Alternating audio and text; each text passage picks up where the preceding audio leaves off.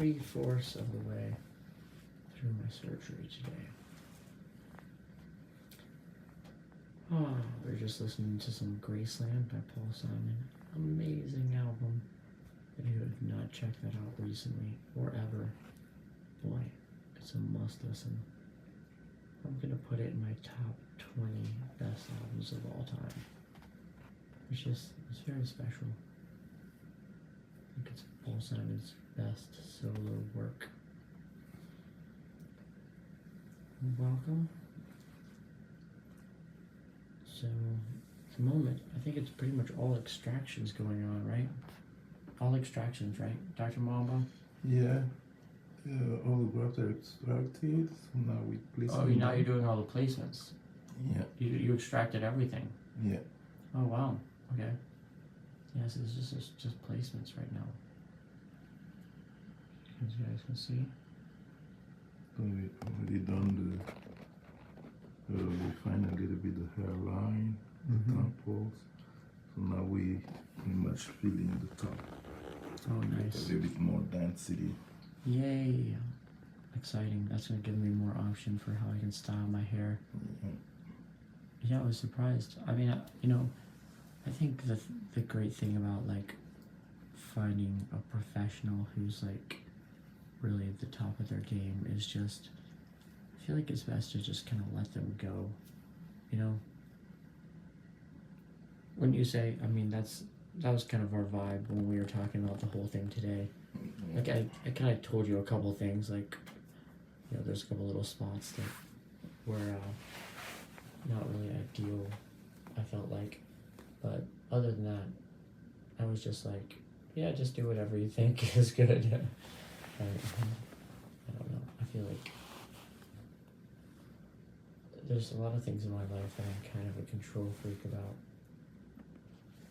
but I don't know, when I find people that I think are really good at what they do and know more about it than me, and it just doesn't make sense to me to control too much or try and dictate too much what happens.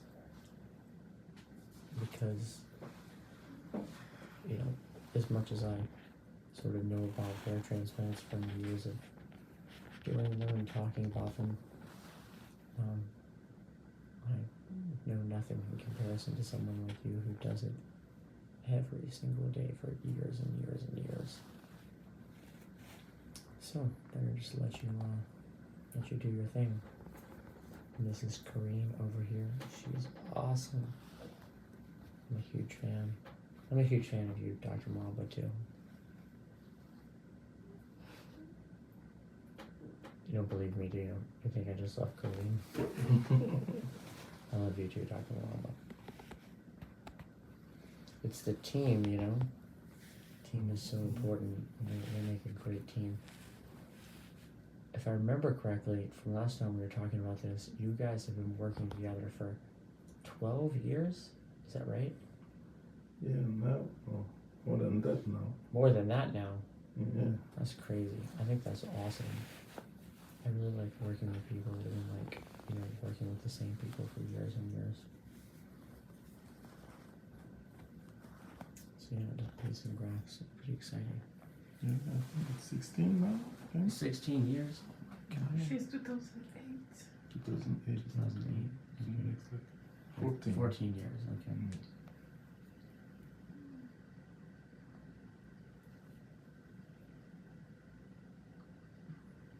So are you from the Congo as well, Kareem? Mm-hmm. You're from Congo too? Mm-hmm. Wow. Did you guys meet in the Congo? Mm-hmm. You met there, okay, cool. And that's when you first started working together as well. Were you doing hair transplants in Congo? No. No, okay. You said no, like nobody gets a hair transplant in the Congo. But we just open a clinic now. We're gonna start. In Congo? Yeah. Oh, wow. So we were thinking, you know, as we were talking about all the African hair and everything. Mm-hmm. So now that, you know, the awareness that we can make the hair in a black patient Yeah. start to kick in over there. But a lot of them are going to Turkey, and in Turkey, it's not a great place, Yeah. for hair, like especially just like that. So we just decided to kind of give them an opportunity, so we can, maybe every other month, just start to work there, trying to recruit patients from Africa. So we have even a bigger base of, So, for hair to work on. so what's your thing on Turkey? What's your whole take on, like, your personal opinion on Turkey and hair transplants and all that stuff? It's like a hair transplant mecca of the world, and yeah, I mean, what's your sort of take? I know there's a lot of bad work that goes on there, and then some people will say, oh no, but there's this great place or two that is like amazing, but they're so cheap, and this kind of thing. So what's your take on it? I think in Turkey they had that politics of saying like, okay, let's make Turkey like the capital of the world for hair transplant. Because it's cheap and the government maybe help a little bit. So you have a tremendous of people going there, like marketing, they have the manpower to do big advertisement. You have that sense of luxury, because like when you go there, it's a really pure looks.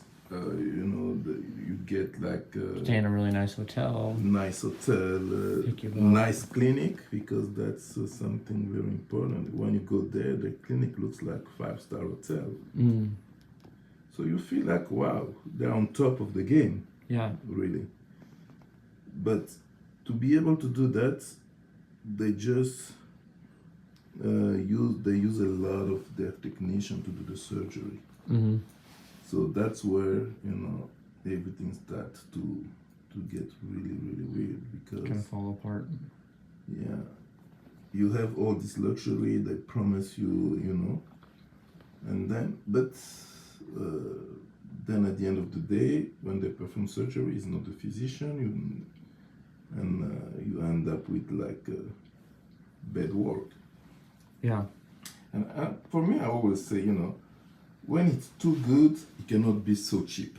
To get that level of luxury, and then for that price, there is a trick somewhere. Yeah, there's some kind of trade-off. Yeah, and the trade-off, unfortunately, is on the quality of the surgery.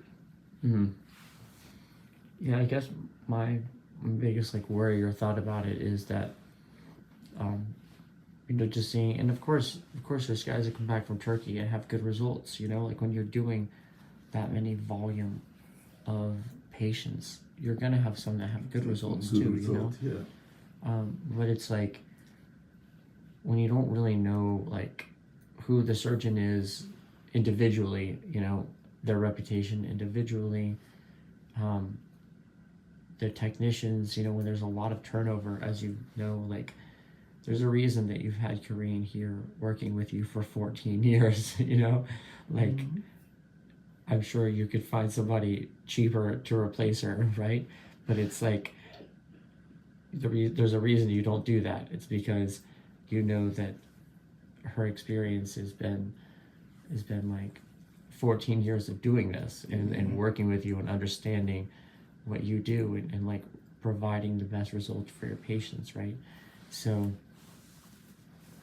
like Dr. McGrath, the surgeon, I went to last, I mean, his team, they've been there for, I think the person that's the newest is 4 or 5 years old, and most of them have been there 10 years, So it's keeping those people around and knowing that there's this team and machine,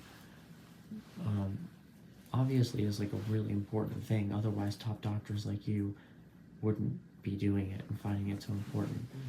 And I feel like when you've got so much turnover, there's a good chance that a decent amount of technicians, or you're gonna have a couple technicians working on you that are very new to what they're doing, And I mean, that's not something you're gonna be aware of. You just have to sit down and just go, okay, I hope they all get it right.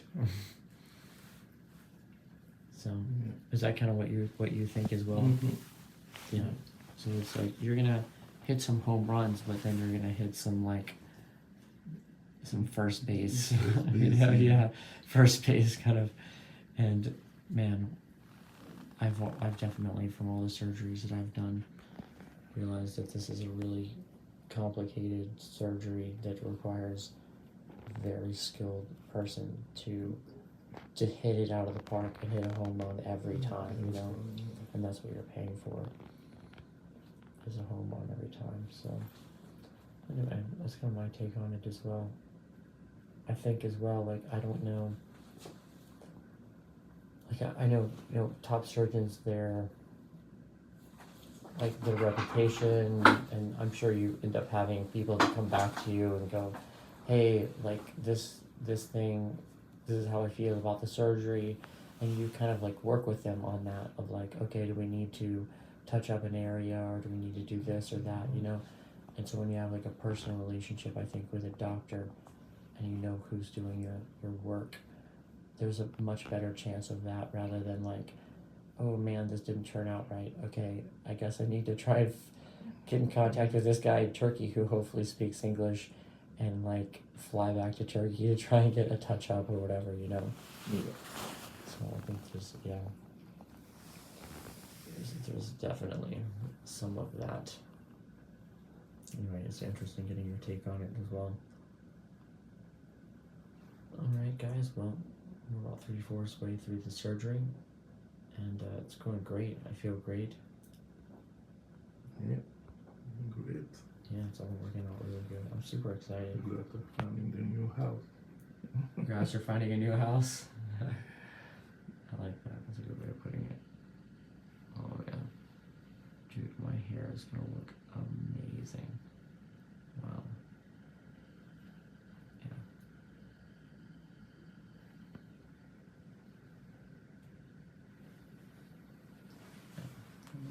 Really good. Alright, I'll see you guys soon. Take care.